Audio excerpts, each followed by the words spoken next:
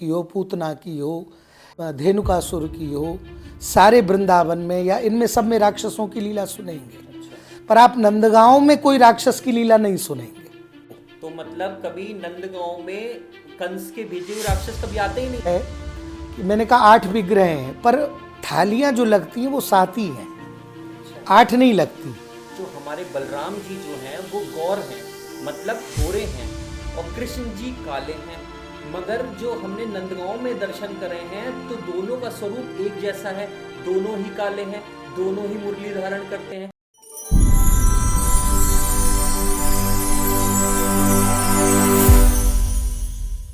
Kunj Bihari Shri Haridas the soul of Vrindavan का दूसरा podcast है, और दूसरे पॉडकास्ट में आज हम सब बात करेंगे नंदगांव के बारे में। बहुत सारे लोग हैं जिन्हें नंदगांव के बारे में अभी कुछ भी नहीं पता है। आज हम आमंत्रित करते हैं श्री श्याम सुंदर गोस्वामी जी महाराज को, जो कि अंतर्राष्ट्रीय कथावाचक हैं, नंदगांव मंदिर के सेवायत भी हैं और मूल रूप से ब्रिजवासी भी हैं। तो आइए आज बात करते हैं श्री श्याम सुंदर गोस्वामी जी महाराज से। राधे राधे महाराज जी। राधे राधे, जय नंदलाल।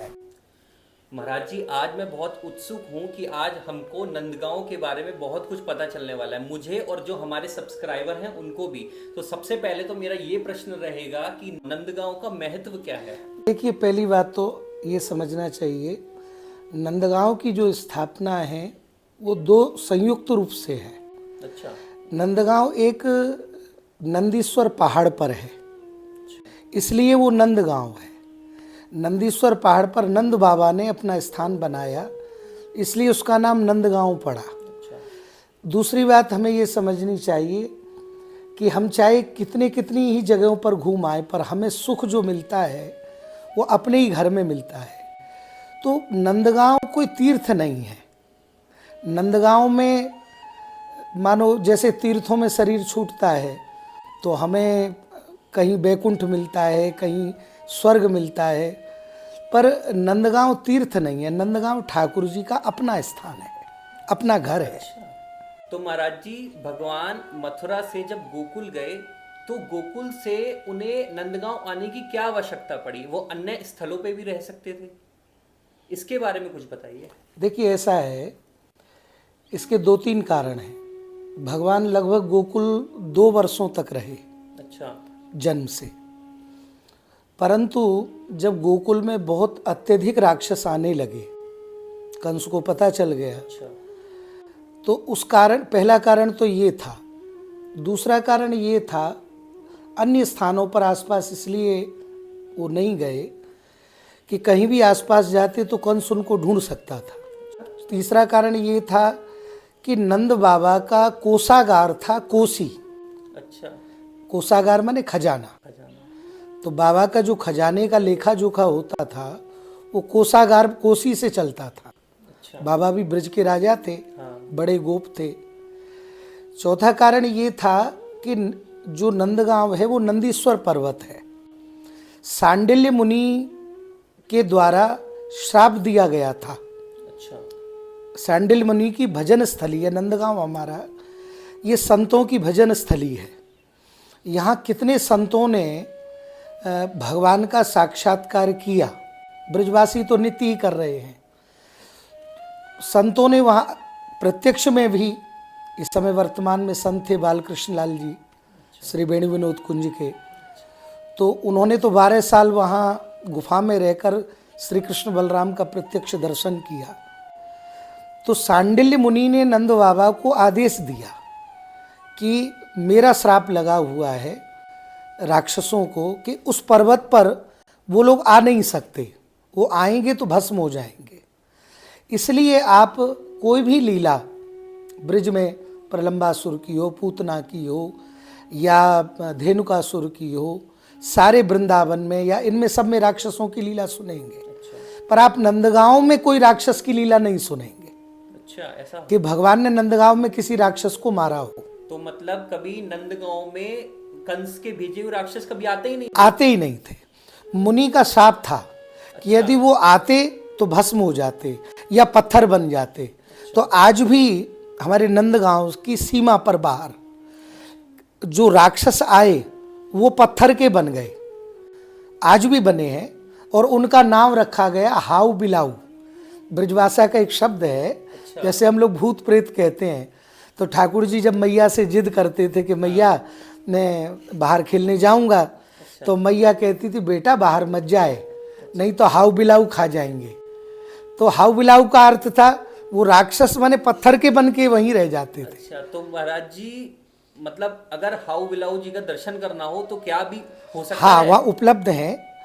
पहले तो बहुत लोगों को पता ही नहीं था, तो कुछ चोरों ने चोरी करके बेचना बाहर चाहा। वो 5,500 वर्ष पुराने पत्थर हैं और उनको बेचना चाहा, अच्छा।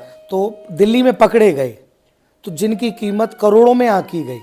तो कुछ दिल्ली संग्रहालय में है, कुछ अभी हमारे नंदगांव में भी हैं, जिनको हाउ बिलाऊ कहते हैं। तो महाराज जी कहने का मतलब है जो हाउ बिलाऊ जी के बारे में तो मैंने तो कभी सुना ही नहीं, और मुझे तो लगता है कि हमारे जो सब्सक्राइबर हैं उन्होंने भी नहीं सुना होगा। तो ये तो मतलब बहुत ही विशेष बात आपने बता दी कि जब भी नंदगांव जाओ तो यहाँ दर्शन जरूर करने हैं। बहुत ऐसे हमारे स्थल हैं। और नंदगांव का एक कारण और था। हमारे ब्रजमंडल में जैसे सनातन धर्म में या वेदों में ब्रह्मा विष्णु महेश इनका उल्लेख किया गया है, जी। उसी प्रकार से नंद बाबा उपासक थे, माने गृहस्थ थे, सनातनी थे। सनातनियों को पंचदेव उपासना करनी चाहिए, गृहस्थियों को। उसी प्रकार से नंद बाबा भी शंकर जी के उपासक थे। अच्छा। तो नंद बाबा सालेग्राम और शंकर जी दोनों को मानते थे। तो जो नंदगांव का पर्वत है वो नंदीश्वर पर्वत है, नंदीश्वर। यानी भोले बाबा। और बरसाने का जो पर्वत है वो ब्रह्माचल पर्वत है, ब्रह्मा जी का। और श्री गिरिराजी का जो पर्वत है वो श्री नारायण पर्वत है। इसका कारण ये भी था कि वहाँ पर नंदीश्वर पर्वत था, इसलिए नंद बाबा ने, और कोसी के कारण, कोसागार 10 किलोमीटर ही पे था, इसलिए आपने वो स्थल बनाया और वहाँ पर निवास किया। तो महाराज जी मतलब मुझे तो पहले पता ही नहीं था कि मतलब नंदगांव के पर्वत को नंदेश्वर पर्वत भी कहते हैं। गोवर्धन जी के बारे में तो सुना ही नहीं था कि उन्हें नारायण पर्वत भी कहते हैं। तो ये और जो बरसाने में राधा रानी है वो ब्रह्माचल, माने ब्रह्मा विष्णु महेश, त्रिवेणी संगम, ये तीनों देव हैं एक रूप से। जय जय, बहुत सुंदर बहुत सुंदर। महाराज जी जो नंदगांव का मंदिर है वो मंदिर एक पर्वत पर है। पर्वत मतलब वो नंदेश्वर पर्वत भी उसे बोलते हैं, तो वही स्थान क्यों चुना गया? देखिए, पहाड़ी पर रहे नंद बाबा, अच्छा। इसका एक आज के संदर्भ से हम लगा सकते हैं। भगवान ने, नंद बाबा ने इतने ऊंचे पर्वत को ही क्यों चुना? इसलिए चुना, इसमें कर्म का भी प्रवेश है। आज हम लोग जो इतनी बीमारियों से ग्रस्त हैं, किसी को ब्लड प्रेशर है, किसी को डायबिटीज है, किसी को कुछ, इसका मूल कारण क्या है? कि इसका मूल कारण है हमारे शरीर से मेहनत नहीं हो पा रही है। तो भगवान ने इसलिए इतने ऊंचे पर्वत को चुना। एक तो नंदीश्वर है आध्यात्मिक दृष्टि से, दूसरा इसलिए चुना गया कि जब व्यक्ति इतने ऊंचे पहाड़ पर रहेगा तो पानी की व्यवस्था जो रहेगी वो नीचे से जाने की रहेगी, तो बार बार चढ़ेगा, बार बार उतरेगा। आज जो सब लोग फिटनेस पर इतना ध्यान दे रहे हैं, भगवान ने स्थान ही ऊंचे पर्वत पर बना लिया जिससे व्यक्ति की फिटनेस बनी रहे, जिससे राक्षसों से लड़ने की शक्ति भी रहे, बार बार आना रहे, बार बार जाना रहे, शरीर स्वस्थ रहे, मेहनत लगी रहे। आज भी हमारे यहाँ पर जो भगवान की रसोई बनती है उसका जल नीचे से ही जाता है, ऊपर कुएं से। अच्छा। नीचे कुएं से जल जाएगा भगवान की रसोई के लिए। तो रसोई के लिए मतलब जो सारा जल जाता है वो ऊपर जाता है? हाँ, नीचे से। वहाँ भी आज वाटर पंप आदि सब लगे हैं। अच्छा। पर भगवान की जो सेवा की रसोई है, जो भोजन की रसोई है, वो नीचे से ही, उस समय के उनके परिवार के जलगड़िया हैं, अच्छा। वही जल ले जाते हैं ऊपर और उसी जल के द्वारा रसोई भोजन बनता है। तो स्वास्थ्य की दृष्टि से भी देखें तो बार बार चढ़ना उतरना रहेगा तो शरीर स्वस्थ भी रहेगा, कर्म के द्वारा भी रहेगा। आज मेहनत नहीं है इसलिए हम लोग इतने रोगों से ग्रस्त है।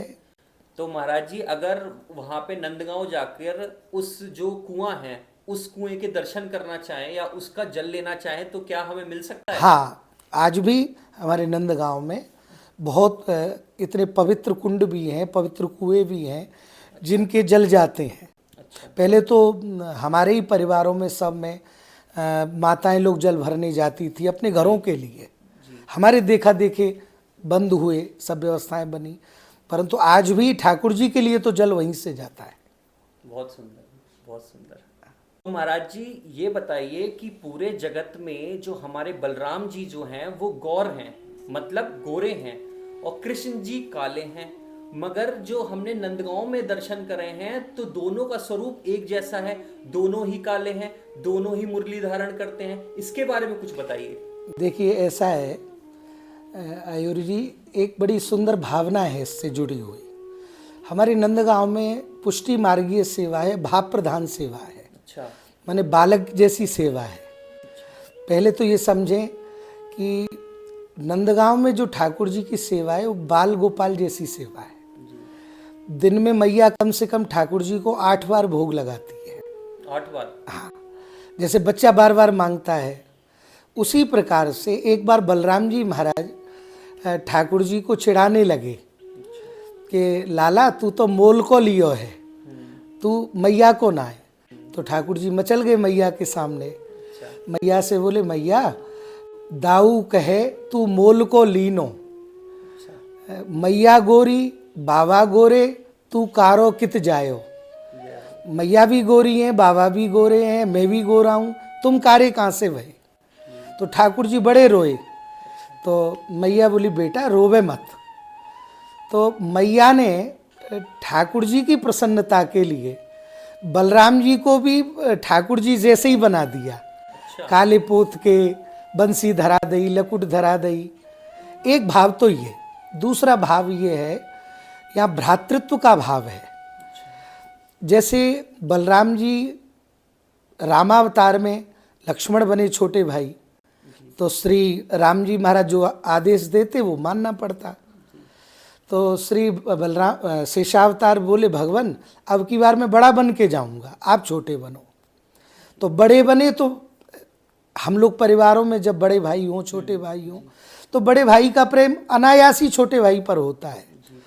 तो बलराम जी ने देखा कि राक्षस बहुत आक्रमण कर रहे हैं, तो कहीं भावावेश में कि मेरे लाला को चोट ना लग जाए, कोई राक्षस ना आ जाए, तो श्री बलराम जी ठाकुर जी जैसे बन गए कि राक्षस आए तो पहले मुझ पे आक्रमण करे, कृष्ण समझ के, मेरे भाई पे आक्रमण ना करे, भाव के कारण। वैसे तो वो भगवान है पर देह से लीला कर रहे हैं, तो श्री शेषावतार को ये भाव आ गया कि कहीं मेरे भैया पर चोट ना आ जाए, तो श्री बलराम जी भी ठाकुर जी जैसे बन गए उसी स्वरूप में। इसलिए दोनों का एक जैसा दर्शन है। एक और भाव है हमारे नंदगांव में, भाव प्रधान सेवा है। जैसे आप वहाँ विग्रह देखेंगे तो 8 हैं, कृष्ण बलराम, माँ यशोदा, उनके बगल में श्री राधा रानी, नंद बाबा, धनसुखा मनसुखा और रोहिणी मैया, ये 8 विग्रह हैं। पर जब श्री ठाकुर जी को भोग धराए जाते हैं, एक विशेषता है हमारे यहाँ पूरे, मुझे अभी तक ये नहीं पता है पर मुझे जहाँ तक अंदाजा है कि जब भगवान को भोग धराया जाता है तो रसोई में से थाली लग के भगवान के सामने आ जाती है। पर हमारे यहाँ ये विधान है, थालियाँ तो लगती हैं पर जितना भोग बनेगा भगवानों में वो भी ठाकुर जी के सामने आएगा। मतलब सारा सारा सारा भोग सामने भगवानों में सब थाली भी लगेंगी। अच्छा। और भोग भी आ जाएगा। क्यों? वो इसलिए आएगा कि जैसे हम लोग भोजन करते हैं तो एक बार खा के थोड़ी रह जाते हैं, भैया और ले आओ। ऐसे ही मानो ये भाव है हमारे यहाँ कि ठाकुर जी को दोबारा भूख लगी तो कहाँ जाएंगे, तो सामने रहेगा तो उसमें से भी पा लेंगे। तीसरी बात ये है कि मैंने कहा 8 विग्रह हैं पर थालियाँ जो लगती हैं वो 7 ही हैं। 8 नहीं लगती। 8 इसलिए नहीं लगती क्योंकि मैया यशोदा और ठाकुर जी एक ही थाली में खाते हैं, अलग थाली में भोजन नहीं करते हैं। वो मैया के साथ ही बैठ के, जैसे बालक अपनी माँ के साथ बैठ के भोजन करते हैं, थाली में, एक ही थाली में मैया लाला को पवाती है, उसी थाली में पाती है, दूसरी थाली का प्रयोग नहीं हो। इसलिए शयन भी ठाकुर जी को 7 ही हैं, माने मैया और ठाकुर जी एक ही आसन पे, उसी एक ही पे आप विश्राम करते हैं। और हमारे यहाँ ही एक परंपरा है कि श्री राधा रानी बहू के रूप में हर जगह आप देखेंगे राधा और कृष्ण जी स्वरूप में बैठे हैं, पर नंदगांव में श्री राधा जी ठाकुर जी के बगल में नहीं है, यशोदा मैया के बगल में है, बहू के भाव से, प्राचीन परंपरा मर्यादा से। तो आज भी राधा रानी उसी परंपरा में बैठी है। तो महाराज जी, आज आपने हमको जो ये थाली के बारे में बताया, ये तो मैंने कभी नहीं सुना। इतने सारे पॉडकास्ट देखे, इतनी सारी रील देखी, मगर नंदगांव के बारे में जो विशेष चीजें उनके बारे में तो हमें पता ही नहीं चल पाता।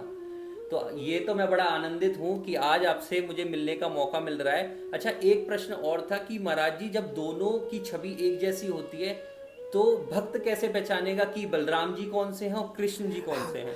जो मैया यशोदा के बगल में है अच्छा, वो श्री कृष्ण है, और जो श्री नंद बाबा के बगल में है वो श्री बलराम जी है।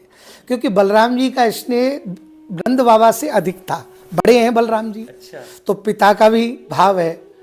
तो और जो मैया का भाव है वो छोटे पुत्र पे ज्यादा होता है, अच्छा, तो वो मैया के बगल में श्री ठाकुर जी खड़े हैं, ये उनकी पहचान है। हमारे यहाँ एक अद्भुत और हैं, एक सालेग्राम जी हैं, वो बहुत नज़दीक से दिख नहीं पाते हैं, तो वो उसी काल के हैं जब नंद बाबा उनकी सेवा करते थे। तो बाबा उनकी सेवा कर रहे थे, ठाकुर जी ने आंख बंद करके ठाकुर जी ने देखा ये काली काली गुलाब जामुन है, खाने की चीज़ है। अच्छा, तो ठाकुर जी आए और लेके सालेग्राम जी को मुंह में रख लिया अच्छा, और दांतों से दबा दिया। तो ठाकुर जी के दांत ऐसे हैं कि पत्थर पर भी निशान पड़ गए। तो आज भी वो सालेग्राम जी हैं जो वहाँ विराजमान हैं, ठाकुर जी की दंतावली उनके ऊपर बनी हुई है। अरे आपने तो एकदम स्तब्ध कर दिया कि मतलब ठाकुर जी की दंतावली शालिग्राम जी पे है। जी, अब तो मैं जरूर जाऊंगा नंदगांव और दर्शन करूंगा। और मैं तो सबको कहता हूँ, जितने भी हमारे सब्सक्राइबर हैं, कि नंदगांव जाएं तो जरूर दर्शन करें उस शालिग्राम के। तो महाराज जी, ब्रज में जमुना जी के होते हुए भी इतने सारे कुंड हम देखते हैं, किन्होंने इनकी स्थापना करी है, कितनी इनकी संख्या है, कुछ इसके बारे में बताइए। देखिए ऐसा है कि दो रूप से हम इसको समझ सकते हैं। आज पूरी दुनिया भूमि जल से कमज़ोर हो रही है, हर जगह जल की बड़ी समस्याएं हैं। इसको हम ऐसे समझ सकते हैं कि प्राचीन काल में इतना अच्छा विज्ञान था, ब्रज में कुंडों की इसलिए स्थापना की गई। यमुना जी एक स्थान पर हैं, पर भूमि का संचयन कैसे हो इसका कोई इतना उल्लेख नहीं मिलता है कि भाई ब्रज में कुंडों की स्थापना किसने किया। ये श्री कृष्ण के काल से नहीं है, ये पूर्व काल से है, पूर्व काल से ही मानी जाती है। जगह जगह पर स्थान थे। कुंडों में 4 स्थान होते हैं, एक स्थान पर 4 घाट होते हैं, एक स्थान पर गऊ पानी पिए, एक स्थान पर अन्य सामान्य वर्ग के लिए है, एक स्थान महिलाओं के लिए है, एक उच्च वर्ग, ऐसे बना होता है। जगह जगह इसलिए स्थापना की गई। इसका कारण एक तो जो ऊपर का जल वृष्टि होती है वो भूमि पर ही ऐसे बिखर के खत्म हो जाता है, पर वो कुंड के द्वारा वो संचयन हो जाता है। तो जब वो साल भर तक भरा रहता है तो भूमि भी उससे माने उपजाऊ। आज जगह जगह हम जल की समस्या क्यों देख रहे हैं, इसका एक कारण ये है कि पूरे ये केवल ब्रज में नहीं था, ये भारत की ये पहचान थी जल संचयन करने की। अच्छा, कुंड का अर्थ है जल संचयन करने की व्यवस्था है ये, जिससे भूमि सही रहे। एक तो इससे विज्ञान है इसमें। दूसरा, इसमें ऐसे समझना चाहिए कि भगवान ब्रज में जगह जगह पर गए, तो हर जगह जमुना जी तो उपलब्ध नहीं थी। तो जगह जगह जब कुंड जलाशय थे, जो बारिश का पानी ऊपर से आता था, शुद्ध जल आता था, तो भगवान उससे उसको से आगे के कार्य में ले लेते थे। अच्छा, तीसरा कारण ये समझना चाहिए हमें, आपने पूछा संख्या कितनी है, तो एग्जैक्ट इसकी संख्या तो कोई बता नहीं सकता है कि कितनी ब्रज में है, पूरा अलग अलग जगह मिलती है। पर हाँ, हमारे कुछ नंदगांव के साहित्यों में ये लिखा है कि नंदगांव के आसपास 56 कुंड की स्थापना थी। तो ब्रज में कितने हो सकते हैं आप इसी से अंदाजा लगा सकते हैं कि जब नंदगांव के आसपास 56 कुंड थे, उसमें से लोगों ने पाट दिए, कुछ लोगों ने घर बना लिए, खेतीबाड़ी हो गई, कुछ हो गया। पर मेरी दृष्टि में आज भी 20 से 25 कुंड आज भी स्थापित हैं। तो महाराज जी, नंदगांव के बारे में तो आपने बहुत हमें जानकारी दी है। अब थोड़ा सा ये बताइए कि नंदगांव और बरसाने का संबंध क्या है आपस में? देखिए, बहुत लोगों को ये भ्रम है कि नंदगांव बरसाने का संबंध पति पत्नी का है या अलग अलग है, नहीं।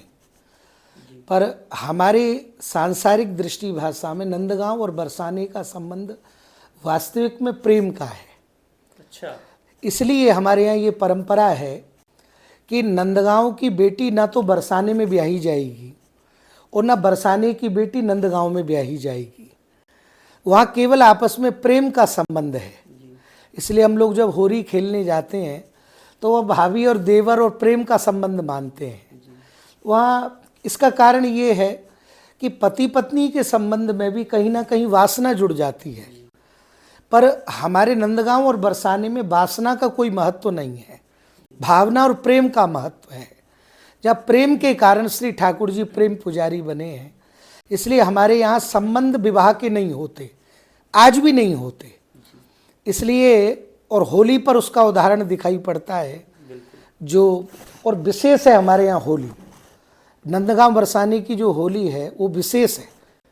इसलिए विशेष है कि आप, ये बड़ी विख्यात बात है कि भगवान सूर्य यदि 6 बजे अस्त होते हैं, परंतु जब हम लोग होली खेलने जाते हैं, मानो देरी हो जाए, जब तक हम लोग ढाल लेके जाते हैं, वो डंडा लेती हैं, जब तक कि वो लठ नहीं पड़ेगा। अच्छा। बड़े बड़े विज्ञान के लोग भी कैमरा लगाते हैं वहाँ। अच्छा। कि भाई सूर्य भगवान अस्त क्यों नहीं हो रहे। अच्छा। मानो एक दिन पहले 6 बजे अस्त हुए हैं, तो जब तक डंडा नहीं पड़े 6:10 तक भी, तो भगवान सूर्य अस्त नहीं होते। अच्छा। डंडा पड़ेगा तो अस्त हो जाएंगे, माने दर्शन करके जाते हैं। तो आज भी उसमें बड़ी एक चमत्कारी घटना भी है। मानो किसी को डंडा पड़ जाए, चोट लग जाए, तो वहीं की ब्रजरेज मिट्टी आप लगा लीजिए, वहीं की उसी समय, तो आपका घाव ठीक हो जाएगा। अच्छा। ये आप ये भी जानते हैं कि मिट्टी तो सेफ्टी करती है, नुकसान करती है। हमारे पिताजी को भी डंडा पड़ा, तो उन्होंने वहीं की रज लेके लगा ली और ठीक हो गए। ये कई ऐसी चमत्कारी घटना है। इसका अर्थ ये समझे कि आज भी कृष्ण और राधा वहाँ विद्यमान है। तो महाराज जी, आज आपसे मुझे इतनी सारी चीज़ें मतलब जानने को मिल रही हैं, और नंदगांव के आप गोसाई भी हैं और होली भी आप खेलते हैं। तो आपने जो हमें इस बारे में बताया है कि चोट लग जाती है तो किस प्रकार घाव भर जाता है, और सूर्य देव जी के बारे में जो आपने बताया, ये तो बहुत अद्भुत था, मैंने कभी नहीं सुना। सच में बड़ा आनंदित कर दिया मुझे। तो राज जी, जो हमारे ठाकुर जी थे, ये गौ चराने कितनी आयु में गए और इन्होंने ब्रज को ही क्यों चुना? देखिए, यद्यपि ठाकुर जी तो लाडले ठाकुर हैं, गायों को प्रेम करते ही हैं, बछड़ाओं के बीच में तो ठाकुर जी शुरू से ही खेलते थे। परंतु जैसे भागवत जी के अनुसार दर्शन मिलता है, तो वहाँ 6 वर्ष की आयु श्री ठाकुर जी की बताई गई है, उसे पौगंड अवस्था कहा गया है। अच्छा। पौगंड अवस्था में ठाकुर जी 6 वर्ष की अवस्था में ठाकुर जी गौ चराने के लिए गए। ब्रज को इसलिए चुना क्योंकि ब्रज में यमुना जी थी। दूसरा, ब्रज के आसपास जितने वन थे, वृंदावन है या गोवर्धन है, या ये ब्रज में लगभग 12 वन हैं, तो यहाँ गौओं के लिए तृण बहुत था। तो श्री ठाकुर जी ब्रज में इसलिए आए तृण के कारण कि गौओं को तृण बहुत मिलेगा, और गौओं में को ले जाकर के आपने पूरे 12 वनों में ब्रजभूमि में जाकर अपने द्वारा पवित्र किया। तो महाराज जी, अगर कोई नंदगांव दर्शन करने जाता है जी, तो आप ये बताइए कि नंदगांव के आसपास के क्षेत्र में कौन कौन से हमारे ठाकुर श्री ठाकुर जी के स्थल और हैं? देख, जैसे अपना पहला तो स्थल ही है, जैसे ऊपर प्रवेश कर जाएंगे जी, तो जहाँ ठाकुर जी का स्थान है वहीं बगल में नंदीश्वर है, बहुत छोटी सी पिंडी है। उसका भी भाव ये है कि श्री शंकर भगवान माने जल मोरी में बैठ गए, माने ठाकुर जी ऊंचे हैं, भोले बाबा थोड़े से नीचे हैं, कि ठाकुर जी का जल प्रसादी मेरे ऊपर आए। तो वहाँ नंदीश्वर हैं। फिर आएंगे तो एक नंद बैठक है, नीचे उतरेंगे। फिर वहाँ से चलेंगे तो माट बिलोव है, माने जहाँ मैया ने मटका दही निकाला। तो वो स्थान अभी भी है? वो स्थान है, वो मटका भी है। मटका भी है? मटका जो है जमीन में गड़ा हुआ है। अच्छा। उसे माट बिलोब कहते हैं। दर्शन हो जाएंगे? बिल्कुल। उसके आगे जाएंगे तो यशोदा कुंड है, जी। पनिहारी कुंड है, पावन कुंड है, और अपनी चरण पहाड़ी है। माने जब भोले बाबा दर्शन करने आए तो ठाकुर जी के दर्शन करते करते इतने भाव विवल हो गए कि पत्थर भी पिघलने लगे। अच्छा। तो ठाकुर जी के चरणों के चिन्ह चरण पहाड़ी पर बन गए। तो आज भी चरण पहाड़ी है, मोरकुटी है। भोले बाबा नंदगांव से ही लगे 2 किलोमीटर है। एक है आसेश्वर, जहाँ आज भी लोग जाते हैं, दर्शन करते हैं, आशा उनकी पूरी होती है। उनका नाम पड़ा आसेश्वर, भोले बाबा ने जहाँ तपस्या की। एक है टेर कदम, अच्छा। जो गौड़िया संप्रदाय के लोगों के उसमें आता है। बहुत सुंदर स्थल है। वहाँ ठाकुर जी ऊपर कदम्ब पर चढ़ जाते थे और चढ़ कर के कान टेर बुलावत गैया, हमारे पदों में कहा है कि ठाकुर जी ऊपर चढ़ के आवाज लगाते थे। ओ सुरभि, ओ धौरी, ओ, माने ऐसे गायों को आवाज लगाते थे। गायों के नाम थे? हाँ, गायों के नाम थे। ठाकुर जी उन्हें आवाज लगा लगा के, स्वर्ण पिंगला, गौर पिंगला, ठाकुर जी ऐसे ऐसे आवाज लगा लगा के बुलाते थे। तो गाय एक आवाज से उसे टेर कदम, टेर माने आवाज, टेर को कहते हैं ब्रजभाषा में टेर कदम। कदम माने पेड़ पे और टेर माने बुलाना। तो ठाकुर जी चढ़ के टेर करके बुलाते थे। आज भी हमारे यहाँ गौचारण लीला होती है गोपाष्टमी पर। तो छोटे छोटे श्री कृष्ण बलराम किसके घर से जाएंगे ये पता नहीं है। अच्छा। 5 वर्ष 6 वर्ष के बालक अपने आप प्रेरणा होगी, मंदिर जाएंगे। गोपाष्टमी कार्तिक में श्रृंगार होगा, फिर उनको लेके गायों के बीच में जाएंगे। कोई मारने वाली गाय हो, कोई दूध न देती हो, ठाकुर जी हाथ लगाते ठीक हो जाती है आज भी। तो टेर कदम पे आवाज लगाते हैं वहाँ, तो वहाँ छाक खिलाई जाती है, सब आते हैं। बालक बनते हैं वो गोस्वामी समाज से ही होते हैं या नंदगांव के किसी भी कहीं से भी ले लिए जाते हैं? नहीं, गोस्वामी समाज, पर गोस्वामी समाज में भी नियुक्त नहीं किया जाता है जी। माने यही बालक बनेंगे, श्री ठाकुर जी जिसको प्रेरणा दें। अच्छा। बच्चों को, वो अपने आप पहुंच जाते हैं, उनका फिर श्रृंगार होता है। बहुत आनंद। तो महाराज जी, आपने तो नंदगांव के बारे में हमें इतना कुछ बता दिया है कि अभी से मेरी प्रेरणा कर रही है कि मैं अभी पॉडकास्ट खत्म होने के बाद नंदगांव जाऊं और दर्शन करूं, क्योंकि मैं भी वृंदावन में रहता हूं और बहुत कम चक्कर लग पाते नंदगांव के। जैसे नंदगांव में आप जाएं तो लगे ही है, वहाँ से कोकिला वन है, बड़ा विख्यात स्थान है। और भी ये भगवान को अलग अलग रूप में, ये सच्ची पूछी जाए तो वो शनिदेव नहीं है ये श्री कृष्ण ही शनि के रूप में विराजमान है।